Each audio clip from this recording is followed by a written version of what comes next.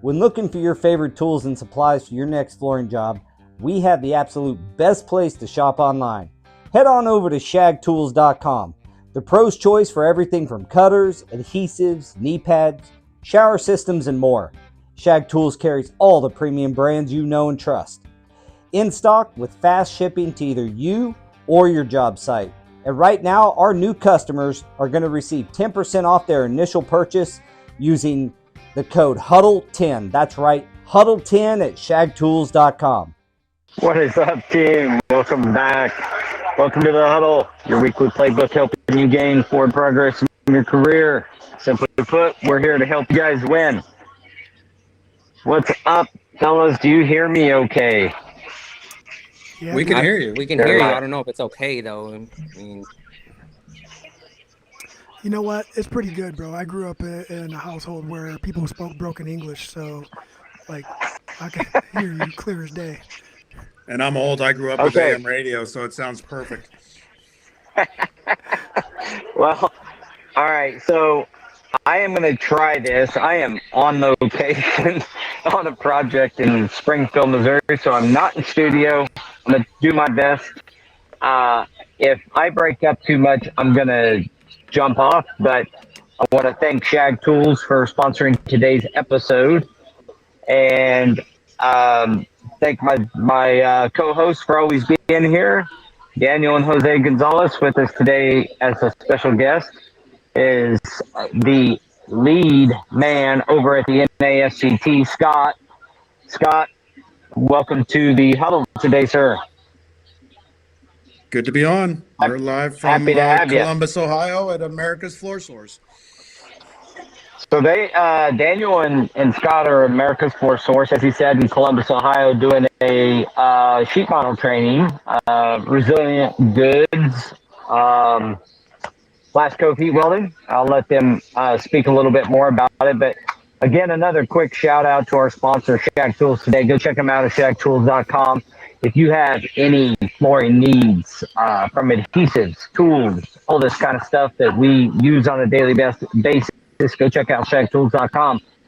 Show them some love. Tell them you love the Huddle. They'll be happy to hear from you guys. So today's episode, the topic is estimating, essentially, with a caveat of winning bids without losing money. Before I possibly jump off here, because my sound probably sucks at a Starbucks and all it's that. Not the worst I've ever heard, but I mean it could be better, but we could still hear you fine. Okay, good. Well, I wanted to make sure to bring up the number one way to not lose money on when you're bidding work is to estimate it properly. But second to that is setting yourself apart from your competition.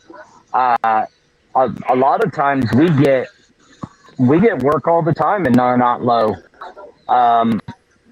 It's the basis of having a really good company, really good installers, being able to prove that and show your customer that you're a better option even at a higher price.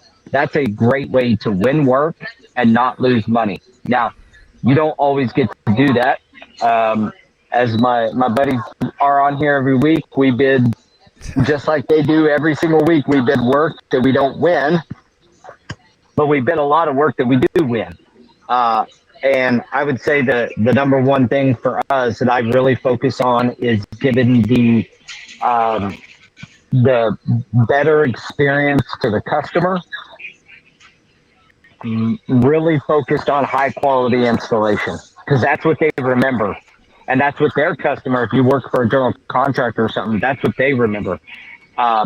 If you work for residential and you're working with homeowners, they also, even if it's a little, difficult of a job in some manner, at the end of the day, the quality of your work is what they see every day, and they remember that. So I would just put your quality and your ability to win work at higher margins as one of the soft tactical things outside of just the obvious. I mean, don't miss stuff.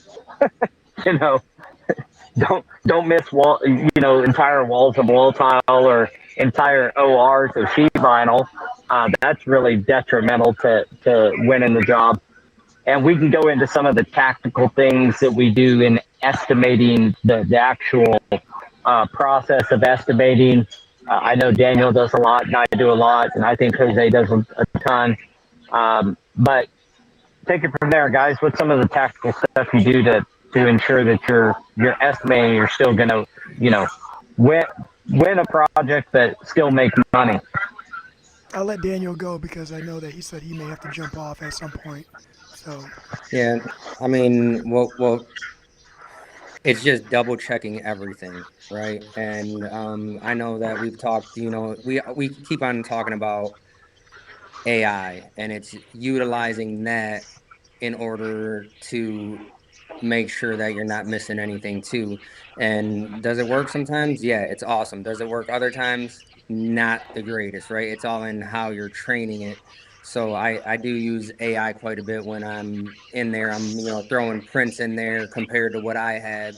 And it has came back with, I think that you missed this room that's supposed to get this on this floor, and it will give you a link, and then it kind of highlights that, right? And it's like, you know what, I did miss that, and other times it's like, hey, what did I miss, or what could I, you know just help me out here. And sometimes it's like, I think that you missed this over here, and it's like that material is not even on any of these documents. So it's kind of a hit or miss type thing. But not only that, it's, I don't know, getting with your reps, and anytime they come over to our shop, right, or our office, and they're like, just let me know what I can do for you. They really mean it, because I'll get a hold of a rep. I was talking to one earlier, and I'm like, look, I'm trying to get your stuff into this project.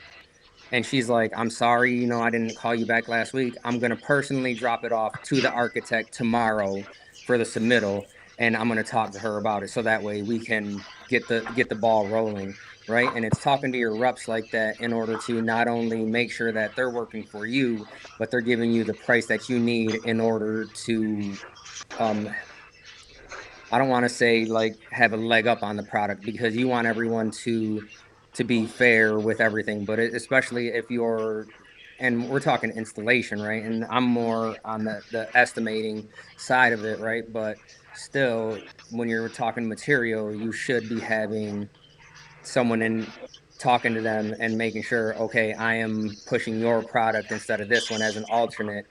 I should be getting better pricing because I'm the one that's trying to put it on there. You shouldn't just be giving me any price. Yeah, so yeah, specifying materials, that's a great point, is a wonderful way to get more aggressive pricing on your materials. And I mean, it makes logical sense.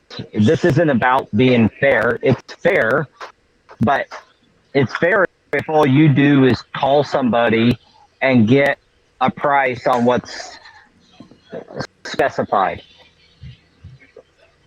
It's not meant to be fair if you go and do all the legwork to find a similar product with boom. the same specs and at a cheaper price than what they can get that for, and you're bringing value to the table, and you're doing the rep's job. So it it means they should give you a better price. So specifying materials and making sure you have great relationships with your vendors is another awesome way of doing those projects, particularly on your negotiated work.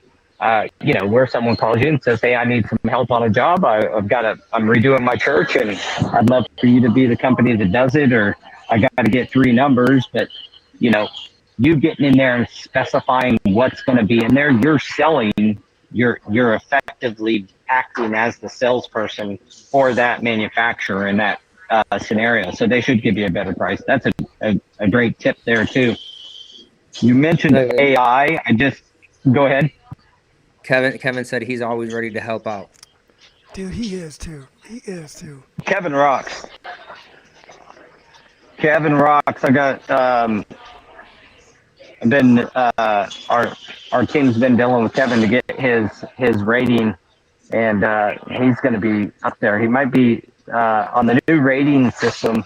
It actually goes over 5, but it's not 0 to 5. It goes beginner, intermediate, experienced, proficient, expert, master, artisan, elite artisan. So Kevin might be an elite artisan in the rating on carpet. So Oh anybody no. more Gonna do deserving, I don't nothing for know. Kevin's ego.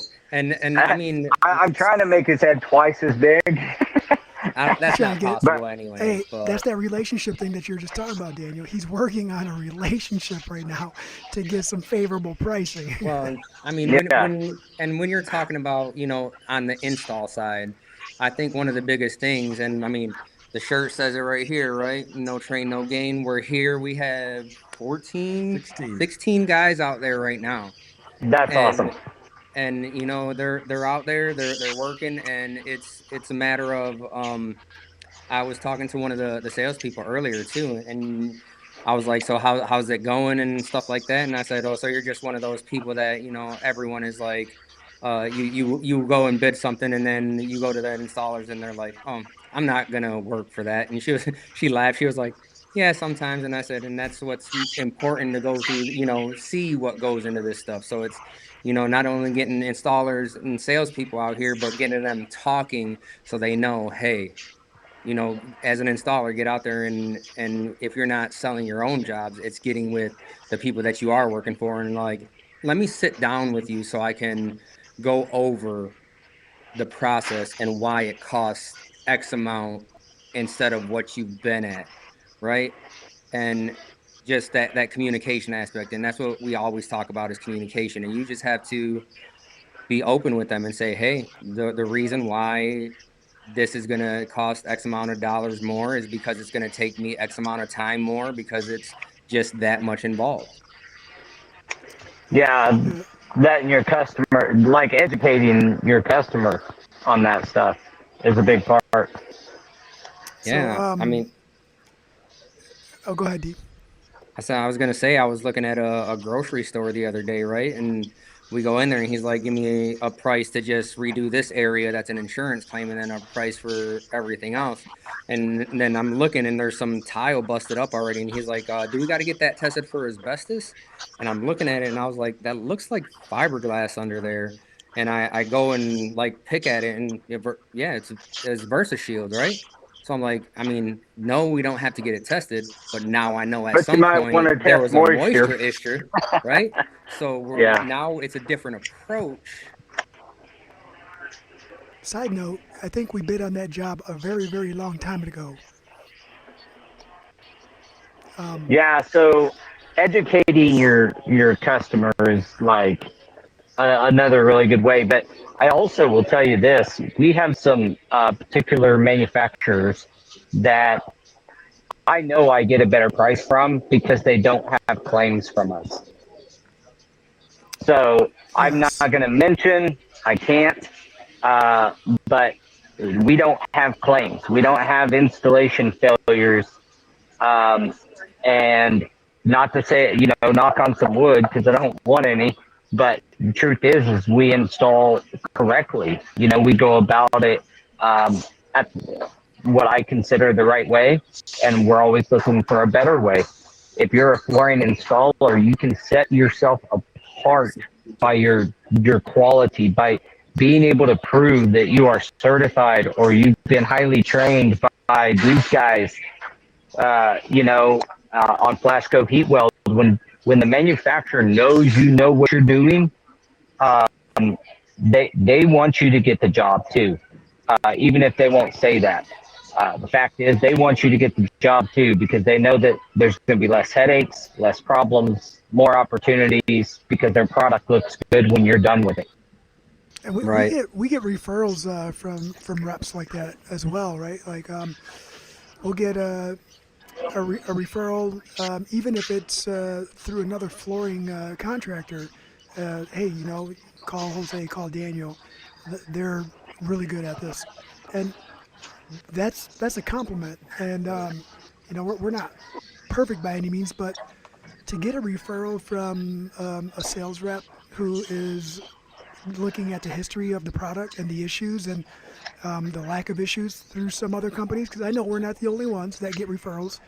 That says a lot about what you put in as an installer as far as the effort on learning and trying to stand behind your work, because you're right, they want to sell more. And if they're selling a product and have subpar installations and continued failures, their product looks bad at the end of the day, especially when you're looking at a large scale projects like hospitals, schools, corporate Any offices that of are them, dude. cutthroat.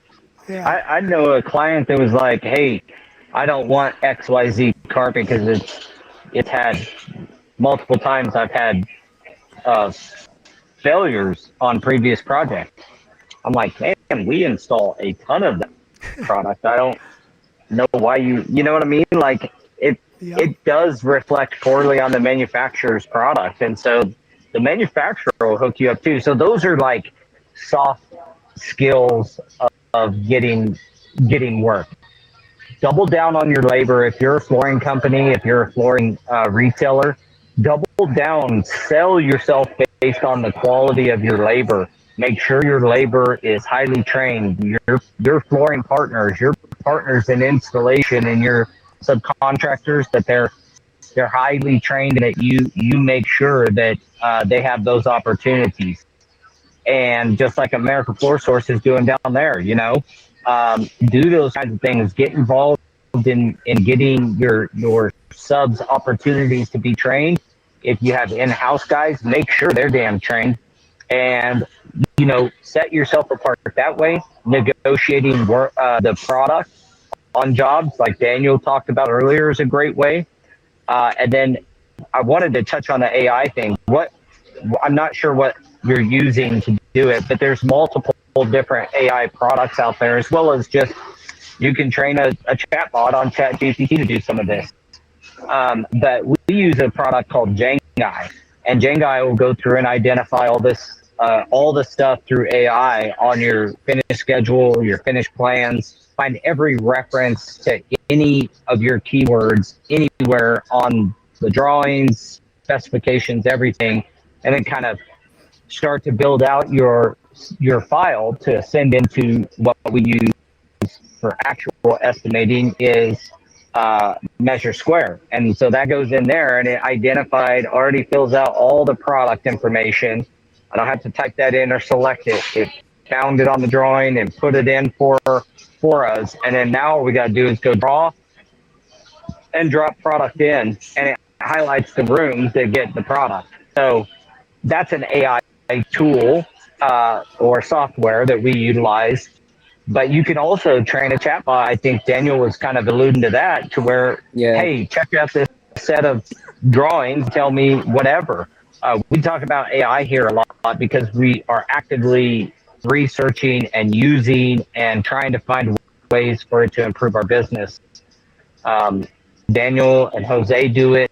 I know other flooring companies are doing it. If you're not engaged in that, you really need to be. There's a lot of low-hanging fruit for you to get better.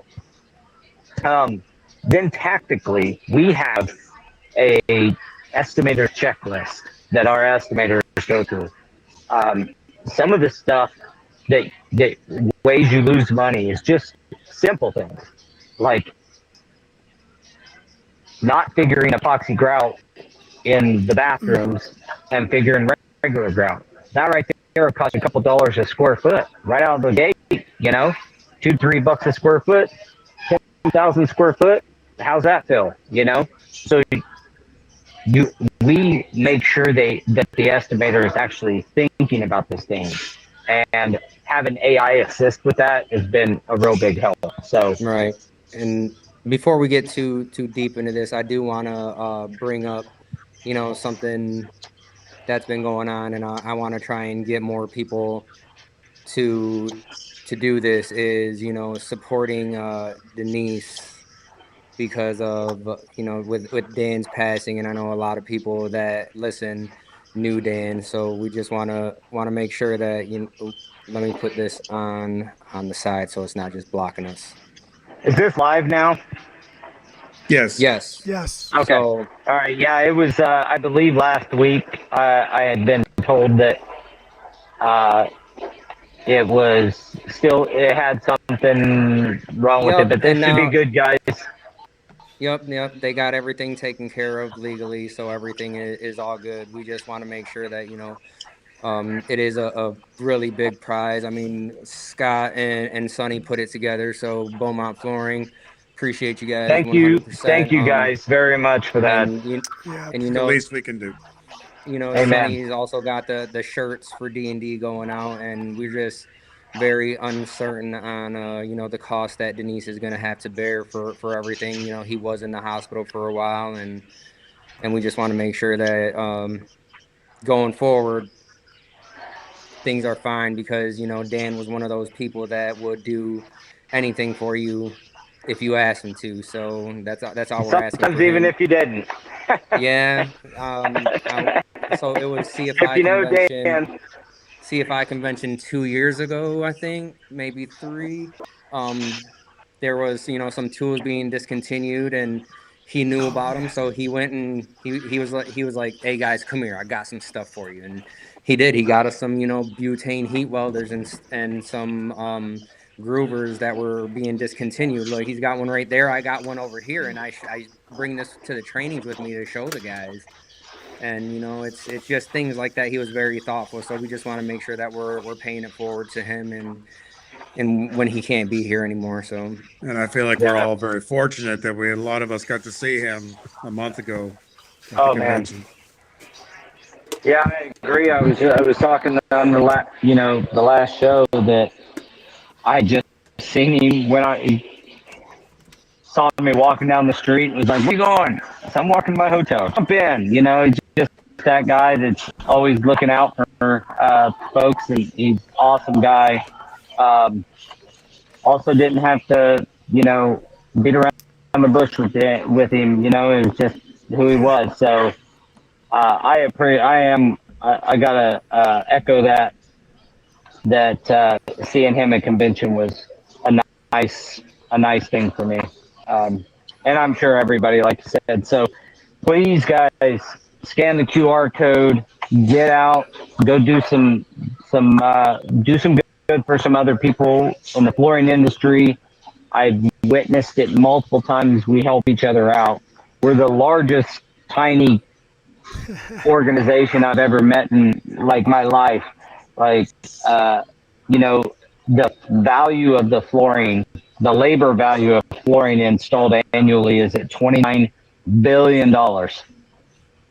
The material sales are around 25 to 26 billion dollars. As a whole, that's well in excess of $50 billion industry, and we are still very tight knit group of people.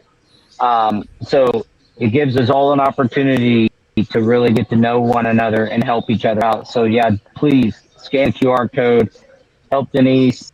Um, God knows she needs it at this time in her life.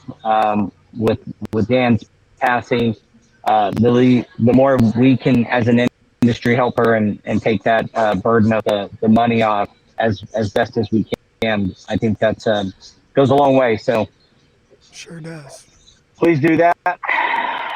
We'll leave that up for the rest of the show, guys. So yeah, if you get on here, just hook it up and go buy some raffles and let's support that. yeah. Getting back into the subject, right? I don't even know what the question was when I started, to be honest with you, but I'm just gonna jump on in. And I know earlier we were talking about educating the customer, and sometimes, when you're talking about the customer, it's not just a homeowner, even though a lot of people that do watch do residential, but it's commercially, um, educating them too, and that's to the point of, some of the contractors that we work with will contact us, and they're like, "Hey, we're going through our standards manual, and we're looking for pictures of things that are done correctly." And I think we've been in theirs for the past like 3 or 4 revisions, right?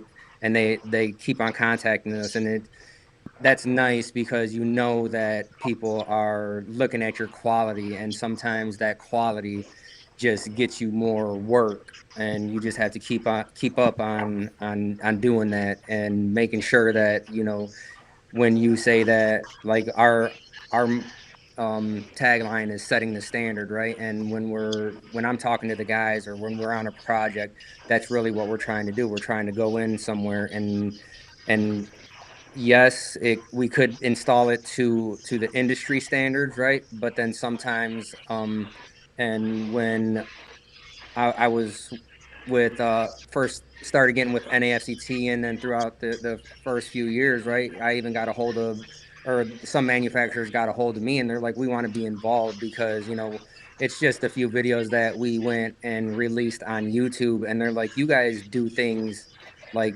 how we would teach, but you guys surpass that, right? You're more in depth than what we even require, and that's why our tagline is, you know, setting the standard one installation at a time, because it's not just going out there and just throwing it in. It's going out there, and this customer deserves the best installation regardless of the price that they paid, right?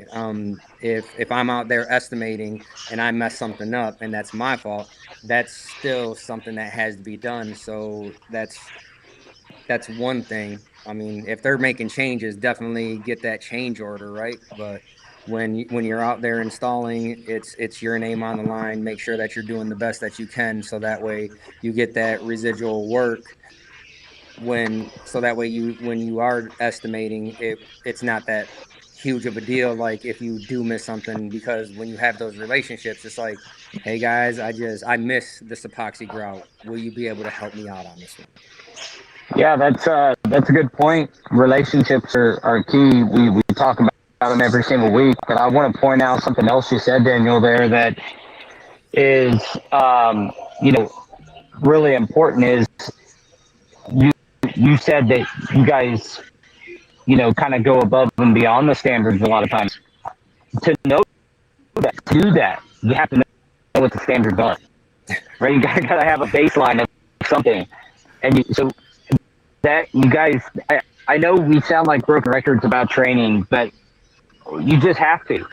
And with the verified trade index, that accreditation is going to change the way this thing works, and you will be judged on your ability to prove that you're a quality installer, and where you line on that metric. I think it's important that you use your skill as a sales point. So am I frozen? Because I'm No, frozen on one of my screens, not on another. So I know. no, you're good. But anyway, knowing the standard is kind of you got to have that first step. So I wanted to point that out. I want to add to Go what you ahead. just said right there, Paul. Is you said use that, right? Like use your ability. So before we got into the sales portion, all we had was our skill set, was our installation skills. That's all we had.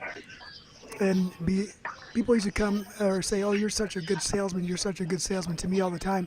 I never sold anything. That's the whole thing. Is before we even sold our first project, we never sold anything. The only thing that we did collectively was hold each other accountable for what we knew and especially what we didn't know.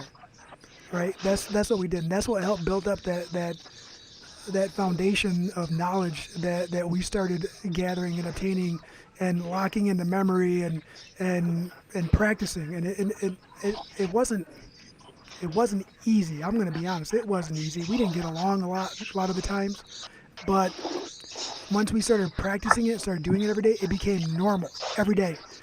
And you get faster at it and you get better at it, and then not only that is now you can explain a lot of the process not only to the sales staff that you're working with or working for out of flooring contractors, but now to your clients as well. And what it does is when you share education, it does raise the bar across all aspects. So now the salesperson is a little bit more knowledgeable, the client's a little bit more knowledgeable, and you're gaining more knowledge, right? And then you all start sharing information. Next thing you guys are all on the same playing field. Um, the salesperson understands that they might not have had the right installers on some of the projects that went bad, and now they know why.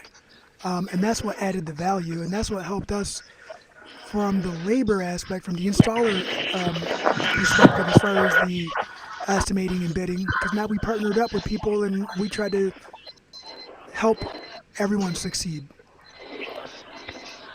We've Yeah, all been in the the same boat too, I think, whether on a site visit or a measure where like you bring up something like to the customer about moisture testing or something like that, and it's like, well, so and so was over here last week and they They didn't didn't say say anything anything. about that. Or floor leveling, there's carpet down now and they want to go with a vinyl plank or something like that, and it's, well, they told me I wouldn't need to do any prep. It's like, well, until you rip up this carpet, we may need to add a line item for that. And it's little things that will set you apart. And when we first got in here, this is only Tuesday, so yesterday, in my introduction to the class, right? One of the questions is, who knows what ASTM is, right? This is a resilient class, That's and that if thing you you get the don't know money out what of. ASTM F710 is, and I don't try and dog on anyone, it's just I don't even know what you said because I'm talking. So I, s- I said, I'm not trying to dog on anyone. It's just if you don't know what this is something that you should write down because it's something that everyone should know because this is basically, I said, this is the guidebook on resilient, guys. Like this is what your foundation is based on, and this is how you have to approach it. And we, yeah, most of them didn't, never heard of the ASTM. Yeah, there was three people that raised their hand. This guy, and then the two people that were in here from AFS. yeah, yeah. Probably Jeremy, but I don't know. Hopefully. The thing that is that's always like just what Scott was talking about, and it leads right into that is trust. When you go to your customer and you say, "Hey, looks like you may need some floor leveling," or "Hey, we're gonna have to do some moisture testing," and or you find out that it's got to be mitigated. One of the things I found in We know, I'm so Kevin. sorry. I'm so sorry, Kevin. I warned. I'm like mobile location. He's on Sorry, Starbucks brother. Wi-Fi or something. I am. Uh, I'm gonna finish my deal, and I'm gonna mute myself and let you guys finish this up. But because I don't want to make the audience suffer through. We can make But we can make this episode short and sweet, right? Because we got guys out here still, and then we got a yeah, young guy so that's gonna be here in not too much By longer. So by a bearded man. we're So gonna have a let's divergent start here. closing it up right. We'll start closing it off right now. Thank you for everybody for joining us. But I'm going to say that the when people trust you, they don't have to second guess. They know you have their best interest at heart, and the more that comes out, the more they want to work with you. They want you to do their jobs. I mean, we just if you're a good flooring installer, you know what I'm talking about. And I just desire everybody to embrace that, like the amount of money, but also satisfaction that comes with doing a good job, and the client being truly happy dealing with you. I've had people say, "Man, this is a horrible scenario, but there's nobody else I'd rather go through it with." You know, like those are compliments that pay the bills. So that's all I got. I want to thank everybody, and I'll let you guys close it out. But I want to thank everybody for joining us today. Sorry about the sound. Thank you, Kevin. I know, buddy. I apologize. We were trying to make some things work, and I try not to miss, even if I have to jump off of a normal day and hit a Starbucks. So thank you, everybody, for joining us today. Special thank you to Shag Tools, and please remember to scan the QR code and support Denise in this time. That's all I got, and I'm gonna mute myself, and one of you guys can close this out. All right, thanks, Paul. I think I when what he was just talking about kind of put me into that spot, where they're like, this sucks what we're going through, right? But I'm so glad that we have you guys here, right? Because the knowledge thing, and it's actually one of your projects is what I'm thinking about when it was at the hospital, and then we ripped everything up, and then you find moisture issues, right? And it is one of those hard things where you're talking to them and they're like, well, what if we just don't do it? And then, I mean, you can talk about it, but you were basically just like, well, if you don't want us to do this, we're not the right people for the job. Yeah, and so I know which one you're talking about. What hospital we won't say, but you're right that it was the beginning of a very trustworthy relationship, is what it was. Sometimes delivering the message or the news that you don't want to deliver is the best way to create a good relationship. And yeah, I guess that's the one way to win it too. Is it's like, if you don't want to do this the right way, then we're not the people for you. And to start off the episode, he said, what are some good ways to not lose money on a bid or an estimate? Well, the best way is just to not do it. That's one way not to lose money. But the other way is to find a way to create that open dialogue of trust and communication. And sometimes biting the bullet, not your tongue, biting the bullet is one way to do it, to show them that you're serious about their investment. Sometimes sharing the information you don't want to share is the way to do it. Sometimes just saying, I don't have an answer for you, but I'll get back to you with one, or find someone who can give you all the right information. There's no way that's foolproof. And, like, I'm just going to go. I had a phone conversation today, a follow-up on a bid that we just turned in that was a pretty hot item, and said, hey, what's going on? I haven't heard anything. Where did it land? He called me. I was like, I'm so sorry. Like, I put your bid in front of him this many times, but this person was 30% lower than you. I was like, man, like, what dollar amount? And he said, he gave me a dollar amount, and I was like, dude, I'm going to be honest. Like, I'm looking at my cost, and that's $10,000 more than my cost for the materials. That means that they're doing all of that install and prep for $10,000. And it was it was a 10,000 square foot facility. Demo VCT, grind, prep, install LVT. And I just said, man, we're not doing line items, right? He said, no, unfortunately the owner's going by overall amount. And this is where I said, look, I know that we haven't done a project together yet, and I know that you're going to invite us again.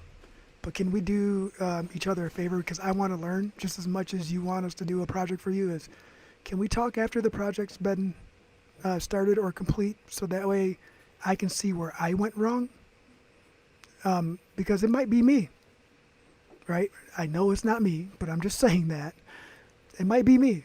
But I want to learn so I can be better for you, so you're not turning in an estimate or a bid that is so far beyond everyone else's, because I don't want to do that to you, and I don't want to do that to us.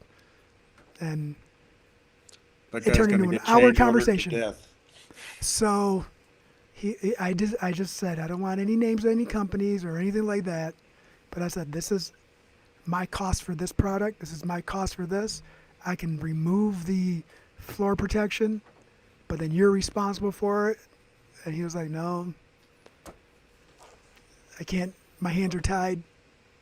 But I did provide him with a very long list of potential issues if they decide to go over it versus remove it, and if they don't remove the VCT or the new coolers are going to be installed. There's a lot of variables that I included and information I included in that. Hopefully it turns into a good relationship, but who knows? Maybe it's going to take a couple years like some of our really good ones have. Well, like Scott was saying earlier too, right? And there's kind of been a theme over here is you've never lost a dime on a job you didn't take, right? So, I mean, sometimes these projects, it doesn't matter how bad you want them. The best thing that could happen is you don't get them. Yeah. You start lowering your price to try to get jobs, and you'll end up in trouble. Or you start, like we said, you start going and it's like, okay, well, maybe I will cut this corner or I'll cut that Oh corner, and that's man. just not something that we do. Yeah. I know it's not something that you do either. Nope. We talked about that earlier. It's like, no, I'm not going to do it, and then you just So we walk don't away. try not to cut corners, but you try to find alternate solutions, and that's really all you can do. Don't. And sometimes magically your phone rings 3 months later when a job's already started, and they tell you that they made a mistake, and they may need you to come and assist. Oh, we have a special guest walking up behind us, so Santa Claus sighting. Where I gotta go. I'll go this way. All right, Mr. Stewart. Ah, look at that guy. What's All right. going on? We got the divergent. Dude, is that what you're gonna be for Halloween? That would be great if you did, bro. That would be fantastic. I've tried, but I can't walk into flippers. That's That's because you're supposed to use the Heelys. You're supposed to make Heelys out of them. oh, hey, that's a good idea. Oh, Paul just jumped off, guys. He said Yeah. that his connection was too bad, but Kevin, I love the persistence on just trying to get under this guy's skin with whatever his fantasy football team is doing. I don't personally do fantasy football, but my wife does, and she is like on her phone constantly just checking stats and like, oh, my receiver is on the injured list and my other one has a bye. What am I gonna do? I barely beat Paul this week, so I can't say anything. Whatever, Right. at least you beat him, right? Yep. So as soon as he leaves, everyone just talk crap about Paul. Look, I thought I was gonna be on the podcast alone today, you guys. I already had everything like written out, introductions, And look at Oh, now you and- got all of us. and the doors are fixed, Bubba. Nice. He says that Tanya should help Paul. I'll let her know. But yeah, All he had to do is ask Chad. Chad would punch out some information for him. not gonna lie, that's what Tanya does, and it still does not help her. But I mean, yeah. Any questions you got, guys? Just let us know. That's what we're here for. We want to make sure that everyone is profitable, and you know that when you run into a question, that the network is here to help you out. If we don't have the answers, we know someone that does, and it doesn't matter. You know, if it's about estimating, adhesives, training, carpet. Let's make sure that everyone it stays profitable, and that's what kind of the ending to this episode is, right? That's all we need to do, man. There's plenty of ways, and just never feel like you can't reach out to someone because someone has already been through what you're going through. And you know, that's why our relationship with Paul, I reach out to him when I have a question.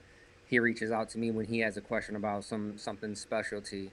I've called Sonny a few times, just, hey, what's going on with this adhesive? Or I know this is your adhesive. Why don't we have this system? I got it. Oh, we're good. Ask and you shall receive. So, I mean, if you don't reach out, no one knows, right? That's right. Well, Yep. I started the day today in Dalton, Georgia at the IICRC. I seen pictures. So presenting to a bunch of inspectors, and what Daniel just said is one of the things that I harped on.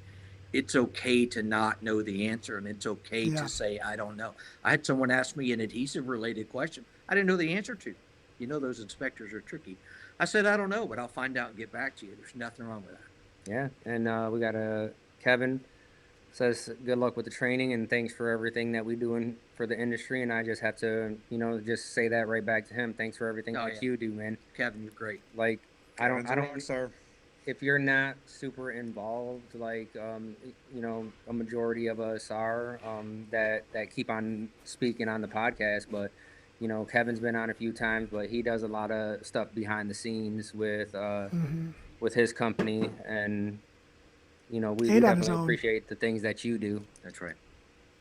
He does it to benefit the industry, not for the accolades. That's what I like about Yeah. him. Yeah. He's so low key about everything he does. He appreciates you, man. I really do. I got to play golf with him at FCICA, so I got to know him a little bit better. And Just he like told- Kevin was low key. Yeah, he told He's low the- key. It doesn't mean that he's not loud. no, he's he loud. told the story about the first time me and him met was we ended up on the same team for a scramble, and he said, I'm taking it serious, and this guy shows up, goes in a couple holes, and he pulls out, you know, driving righty, and then comes up to the tee again and swings lefty. He's like, what are you doing? It's like, oh, my shoulder hurts, so I'm just gonna try to drive the ball lefty. Yeah. He had Andy McWilliams and Kevin as his other two, him and Dwayne were playing good. And the other two are just playing. I'll put it that way. Andy's We good. used one of my balls. That's it. But, all right, guys, we're gonna wrap it up from here. I'm gonna make sure that everyone is good out here. We got some material. I got to unload conferences. that Sonny brought. Thanks for Closing? joining. Can I give thanks real quick? Yeah. Look, I just want to say from the bottom of my heart, the support that we've received for Denise over the last couple of weeks has just been amazing. I have never seen a group of people huddle around, no pun intended, huddle around a human being who needs our help more than anything right now. And you guys stepped up, and I love you for it. And we're still going. Make sure you get in the raffle. Make sure you buy the T-shirts. But I just want to Share say the I link. really appreciate it. And I know she does. Yep. So you know, scan this right here. I will try and make another one for next week. When are you ending the shirts? I probably got another week or so. Okay, so maybe we'll just do it, you know, after next week's episode, get it on there. So if there's any last minute stragglers, but definitely, you know, get the raffle. And again, thanks Beaumont and NAFCT for putting this together. And we'll be doing the drawing live on the Huddle on the 18th. On the 18th with a special guest, Mr. Sonny Callahan himself. I'll be back.